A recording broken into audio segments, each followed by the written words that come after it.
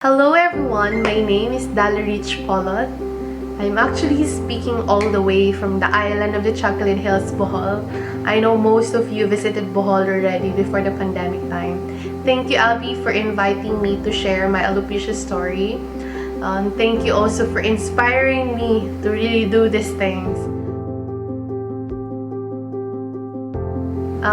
When I was in grade 6, actually, my mom found out a very small patch around my head and I didn't know it was actually alopecia.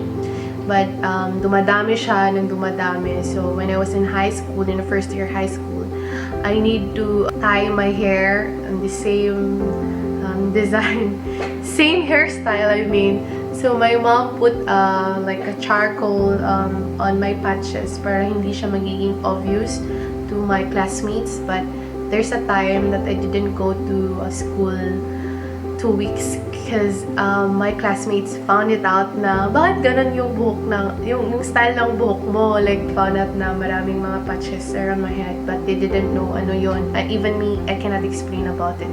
I was really feel like, bakit ako, Lord? I was questioning, Lord, bakit ako mabait naman ako, nag-aral naman ako ng mabuti, but bakit ganon? So, I wrote those things, questions in my journal. But, you know, as a teenager, you have a lot of questions. We went to dermatologists, but they actually said na okay lang yan, buhok lang yan. But for me, it wasn't okay. People thought that I had a cancer, but they didn't know na parang meron palang ganyan na mangyayari. Like, aside from cancer na mawala, diba, mga lagas yung buhok.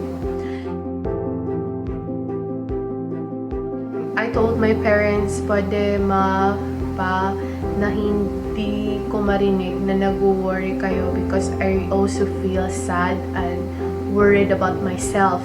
So I put all the worries in my notebook. That time that I feel alone, but I actually prayed to our Lord na to make me stronger, you know. So I think that was before college. Medyo bumabalik na din yung buhok ko on those patches, but it was really my struggle and I really feel sad about during that time. So fast forward when I was in college, so bumabalik na naman yung mga patches, and that's the time I Google na tayo. So I Google about falling hair like that, may mga patches, and then I found out na about alopecia. I didn't know na may foundation pala sa US about it, and I read a lot of stories of women there. Actually, I cried the first time I read those stories of women who are very strong to face this disorder. So, sabi ko, hindi pala ako alone lang. Like, and I tried to research about it in the Philippines, but wala akong makita, mabasa ni isa about article na who have that alopecia. And yeah, I wrote a letter to National Alopecia Foundation in California. And the Alopecia Foundation actually messaged me na may isa ding Filipina who also contact them. So I think that time, nag-message ako kay Abby because si Abby yun yung sinasabi nila. So nag-message ako sa fan page ni Abby. So I told her if I'll be in Manila, I wanna meet her. The time that I was in Manila, I think that was 2011. So Abby and I met in a coffee shop. So, we share each other na mga stories namin about alopecia. I actually starstruck sa kanya. So, and then, I really feel that I was not alone. I was not alone pala. So, madami din siyang experiences na same sa akin. Like, that was our common na.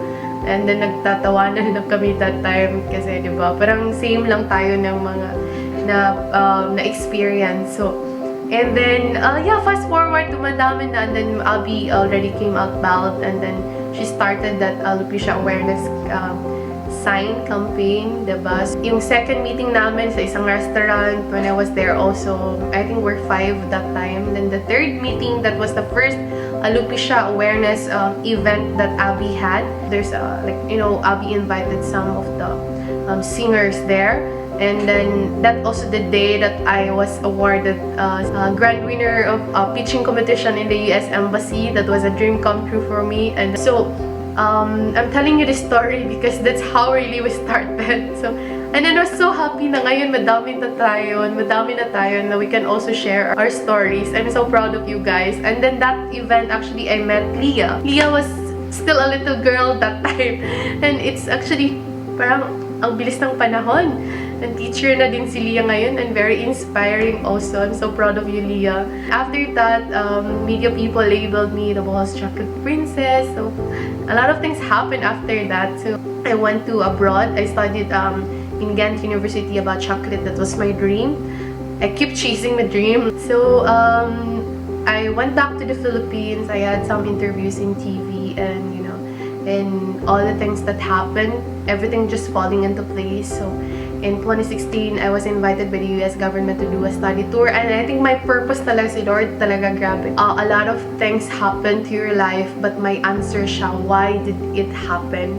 Because it make us more stronger and inspired to go on, and to inspire other people as well to tell their stories, our stories of hope to so many people in the world. When I went in the US, so we visited 4 different states that was funded by the US government. It's all expense paid travel. Imagine that. Like, I was just a normal little girl Boholana that the time that I was just praying and dreaming that I want to travel around the world. It happened. Like, I was in Europe study my chocolate dream, and then I was in the US invited by the US government to do study tour. And when we were in the Congress in the US, I met the congresswoman pushing the bill of alopecia in California. And then I was a bit emotional when I see that National Alopecia Foundation in the one of the cabinet ng isang yung congresswoman na yon sa Congress ng US. And yeah, I met a lot of women, very empowered women, very inspiring women in the US. And mostly, actually, they're entrepreneurs in the US, and they have different stories of being resilient, very inspiring stories of hope, how they cope up all their struggles, and not only on the business but personal struggles nila. I'm very inspired.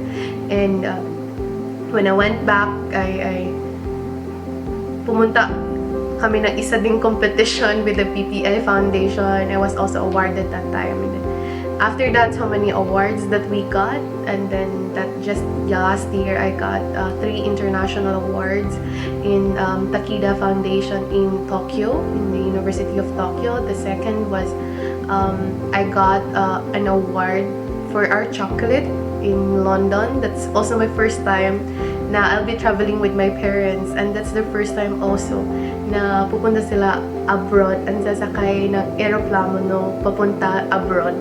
And I would tell you this, that si mama at si papa, actually they're very normal lang na they didn't able to go to college, but they were able to raise up five of us to go to college and finish college because of their hard work.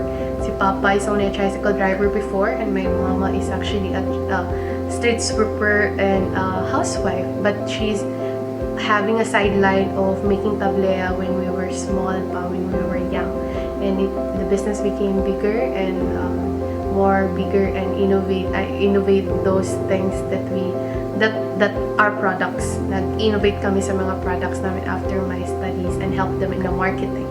So, ayun, like, very simple people na nag-work hard lang for the dream, for the family, and for us, for their children. So, and yeah, that was one of my most memorable international trip with them, with my mom and papa. After that, I got an award in APEC last year, also in Chile. So I presented also the advocacies that we have here in Bohol with the women, with the farmers, the cow farmers, and advocacy of our family business. And a lot of things happened. Like, a lot of people asked, how did you do all of that now? I said, actually, everything just falling into place. But you don't know what are the struggles I had, what are the difficulties, yung mga depression ko when I had alopecia, and I keep it myself. So, and I'm so happy that I met a lot of people who inspired me and motivate me to go on and be better on what I do in life. I want to sum up everything that I share in one word. That word is actually love. Love has 4 letters, but it has a meaning for me. L is learn. Learn to love yourself more. Learn to love your family and the people around you. Learn to love more to one of us. God. God is the reason why we are here, and God has a reason why we experience this alopecia, this disorder. And the next letter is O. Optimism. Being optimistic in life. You need to be positive on all the things, on all the dreams that you want to get. And that dream will be given by God on the perfect time. The next letter is V, victory. V is being, like, all the successes, all the victory that we will be getting on the journey of our life. We need to be grateful for that, because that's the reason why we will go to the next letter, empower. From that victory, you can empower a lot of people. You can inspire more people to tell your story. And I'm so proud that my brothers and sisters of alopecia is actually doing that. And I'm so proud of you guys. That's what we're doing, because we want to empower people. We want to inspire also and share our story to move forward, to keep going in life, because we have this mission. And thank you so much for inviting me. Thank you for listening, and hope to see you in Bohol or in Manila soon. And thank you, everyone. God bless.